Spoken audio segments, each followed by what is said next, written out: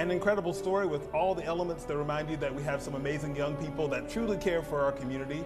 A 200-year-old church congregation, Spartanburg County's first integrated cemetery, over 200 fieldstones marking the resting places of our first settlers and the enslaved. For the past 4 decades, the area has been overgrown, and that is until a local Boy Scout did something about it. We're joined by Peter Sam Kobus, Scoutmaster Tim Satterfield, and Reverend Linda Kirksey Jones with Forest Chapel CME Church. Thank you all so much for being here. So Reverend, we'll start with you. Tell us about this church. I kind of listed some of the things. It's the cemetery is Spartanburg County's first integrated cemetery. What is the history of that church? It's a long one. It is indeed.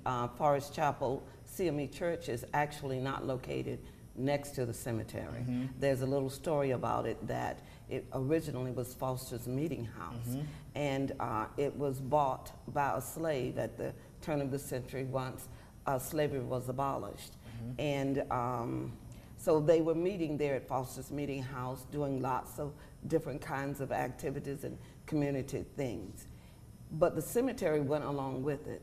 The cemetery has slaves in it. The cemetery has Confederate soldiers in it, a conglomerate of things we inherited. Mm-hmm. But then there was a hurricane on the coast, and as a result of it, there was a lot of wind in that area, and it destroyed Foster's Meeting House. But the cemetery, of course, stayed there. And where a piece of the church landed is now where Forest Chapel CME Church is located. But again, that sort of distanced the church from the cemetery. And as a result, the cemetery started to, people still continue to be buried there. Mm-hmm. But over the years, the last 20, 30, 40 years, it started growing over. Kudzu came in. It became really an eyesore for the area, for the community. And you know, we have tried numerous times to correct it, but then entered Peter. In last March, he called me with a very nervous sound in his voice, and I'm thinking, who is this young man? And then he shared his vision, his dream, and in doing that, he also took the opportunity, I gave him the opportunity to present to the congregation, and the rest is history. They were all on board. Absolutely. Yeah. So Peter, tell us about when you called the Reverend to propose this. What did you say? So basically, I was just telling her what the primary plans were going to be, and I just told her that we were going to cut down as much as possible, and we were going to kill all the kudzu with herbicide, and then we were going to fill all the sunken graves because the cemetery is so old. You knew the ordeal that you'd be taking on, the work that it would take to be able to do something like this. Did he run this by you to say, hey, you know, this is my project? I'm sure that you get a lot of projects thrown at you, but this one probably a bit unique. When a scout is a life scout, they have to get their eagle, they have to do a project.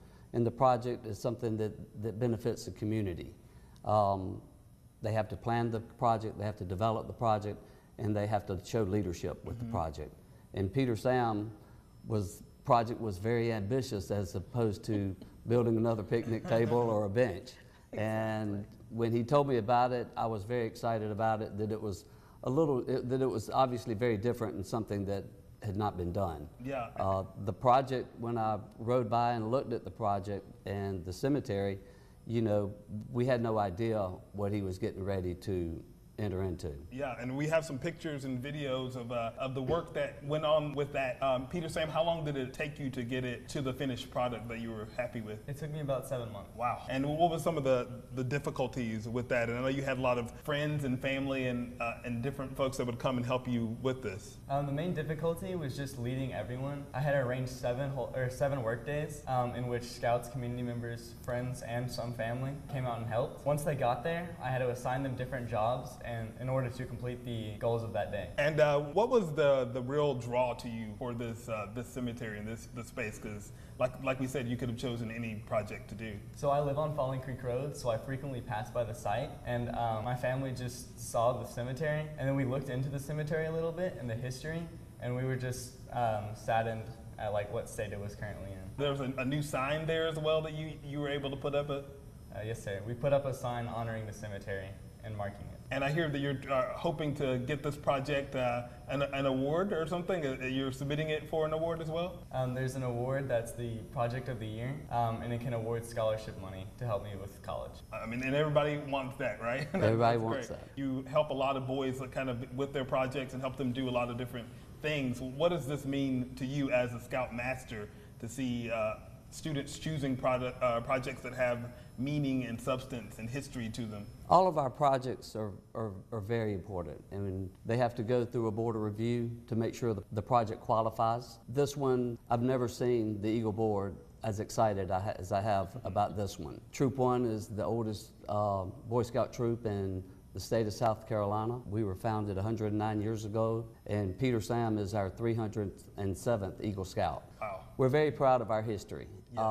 And this project I'm more proud of than any one that our Scouts have ever You done. guys have a lot to be proud of. Thank you for doing that. Pastor Kirksey Jones, tell them, what does this mean for you and for your congregation? And I know you guys are going to have a little barbecue in Peter Sam's honor coming up. We've already done You already that. did it? Yes. Okay. You missed that. I missed Yes. the barbecue. I believe it was December 11th. Okay. We all got together there at the church, at the cemetery first, and that's where we presented an award. We wanted to give him something to let him know, because he nor his family asked for one penny. Mm-hmm. They didn't ask anything of us. They just asked permission to bring something that was really an eyesore, but to bring it into beauty. And as you can see in those pictures, it is absolutely gorgeous.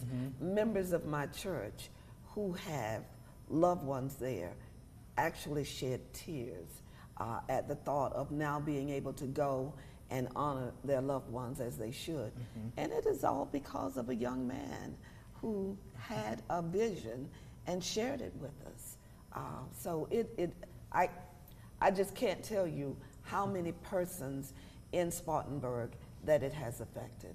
And not only that, but when we go by there, we are so proud of what we see, and knowing that Peter Sam did it all.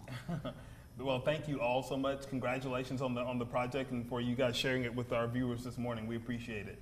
Thank you. The next barbecue I want to invite, though. All right. Oh, you got it. Absolutely. Thank you guys so much for sharing.